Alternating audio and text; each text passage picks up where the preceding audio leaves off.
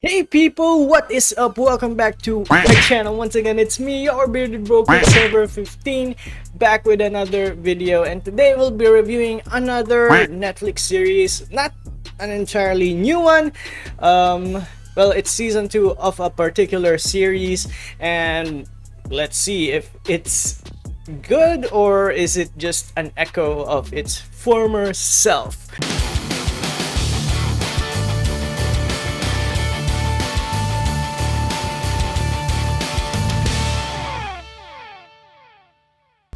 And of course, we're talking about Locke and Key Season 2, Season 2, number 2.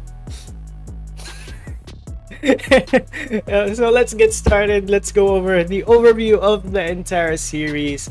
So, okay, we have this family called the Lockes, and they move to Matheson, their ancestral lands, because, of course, in Season 1, a tragedy struck. Very first episode, we get to see their father murderized, make dead by the main bad guy. At least we are made to think that, I guess. Or, I mean, it's known that it is the main bad guy dodged to murderize their father, and now they're back into their ancestral home and their ancestral house, the interestingly called Keyhouse by the Lockes, and that's where all the mysterious and magical things starts to happen. Of course, the house, the key house, has a ton of magical keys scattered within, hidden throughout the lands of the key house. And it's up to the children to find them, and of course to fight off this demonic entity called Echoes, an echo, particular echo called Dodge, who sprang to summon demons, opened the portal to a demon plane. I don't know what you call it. It's not exactly hell. I don't know. Maybe it is for this universe, but yeah, it's this glowing blue portal, and it's up to the Lockes and their friends and family to try to stop the bad guy. So that was essentially the premise of Season 1. So Season 2, things get shaken up quite a bit. We find out at the end of Season 1 that Dodge is secretly disguising herself. Is he a he or a she? It's very confusing because Dodge was essentially Lucas, who transformed into Dodge, who is female, and now he's transformed into one of their male friends. And yeah, I don't know how to categorize it. Maybe, I don't know, but yeah, she's turned to one of their friends, and they know nothing about this, so they have to go about the season, and we get a good amount of runtime before they discover the truth about Dodge.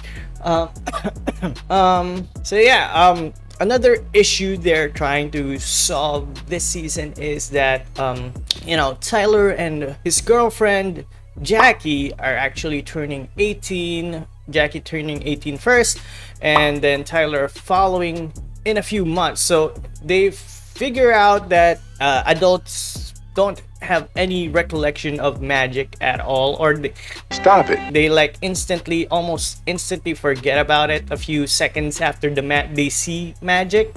And yeah, so 18 is the magic number where they start to lose their memories. They have to find a way to keep their magical memories, like their father did, using a particular key that they have to find this season. Although one thing that confuses me is that the magic rule doesn't seem to apply to everyone, especially those in the past. I don't know, because they seem to be adults and they remember perfectly about magic. So yeah, it's not kids forging these keys, and apparently a new bad guy has been teased, who is a full-grown adult, and he seems to remember about magic. So it's very confusing. So maybe there is another key that makes the people forget? Stop it. Get some help. Very confusing. But yeah, that is essentially the gist of season 2. So the returning cast, nothing really notable. Some of them look a bit older, especially the kids, Bode and Rufus, most notably from season 1, look a bit older. So I guess they need to really try to wrap things up about with this series before they turn into teens or whatever. But yeah, they do seem pretty grown up in this season as well. Other than that, we have everybody. We have Tyler, Kinsey, of course, Dodge, and yeah, everybody's back. And yeah, one thing I will say about the first few episodes is it felt out of beat from the originals. Season 1, it felt very teen vibes, and kind of revolved a lot about teen drama. It almost made me not want to watch the rest of the season because it felt like a betrayal of sorts. It felt like a completely different series the first few episodes, and yeah, I wasn't feeling the first few episodes because again, a lot of drama, teen drama, jealousy stuff. Completely forgot about the keys, but thankfully they do pick it up and we get to see a lot more cool keys in this season. We get to piece a few other mysteries, and yeah, not as much as season 1, but yeah, it does have its moments. So the acting in this season kind of feels a bit flat. It kind of is harder to find any attachment to the main characters. Most of them are just turned into a bunch of angsty teens for some reason. And I mean all of them. The 3 main characters are like just grumpy all the time. Well, I guess except for Bode. But yeah, the Kinsey and Tyler just, moping about this season.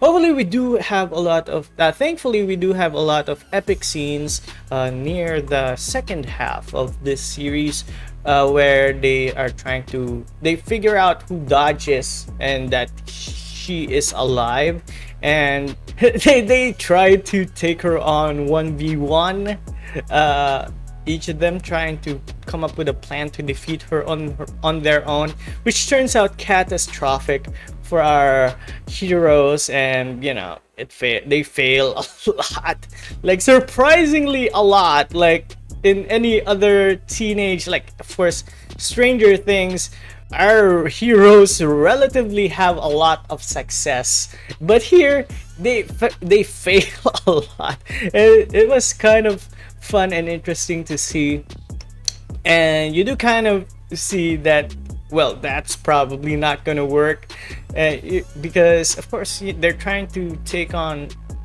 just work together, guys, just work together.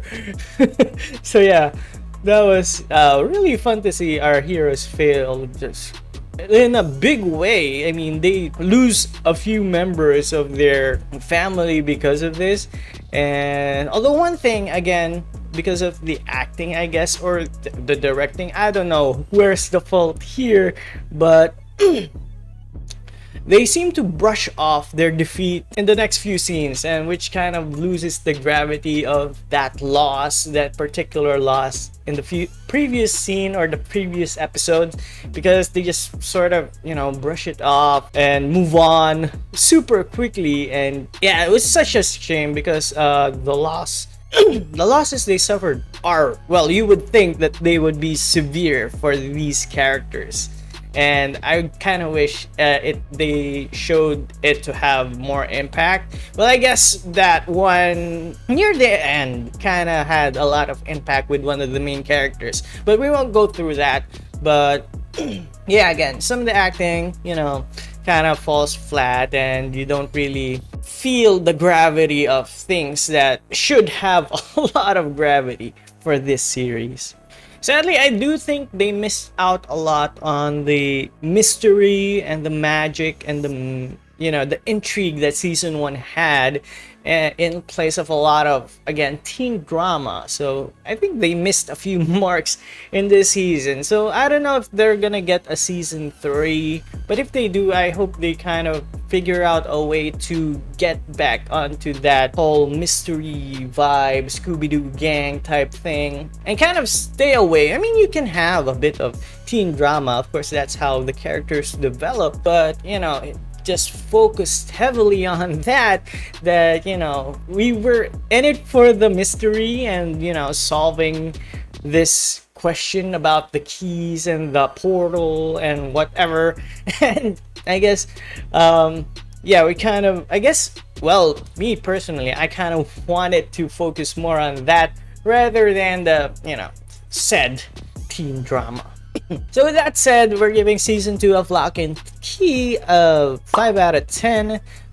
Again, acting kind of meh, you know. The story was really good. There are a lot of epic scenes, and as I said, just a lot of surprising losses for the character, which you don't usually see per se, you know, for this type of series with kids.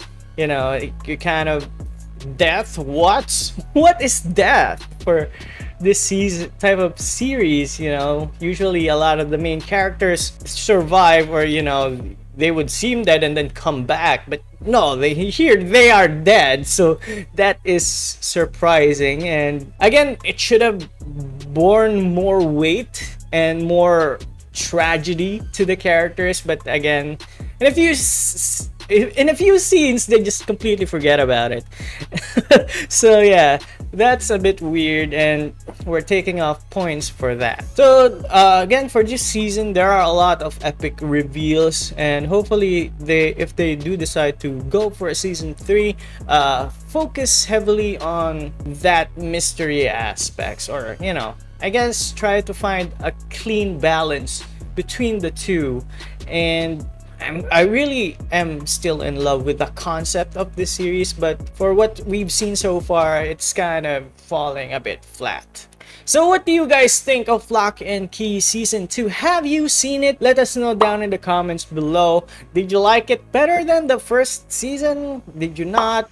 Have you seen the first season at all? Again, let us know in the comments down below. And if you like this video, please do give it a thumbs up. And don't forget to hit that subscribe and notification bell. It really helps us a lot. And, you know... Again, it's me, your bearded bro, QuickSilver 15, signing off.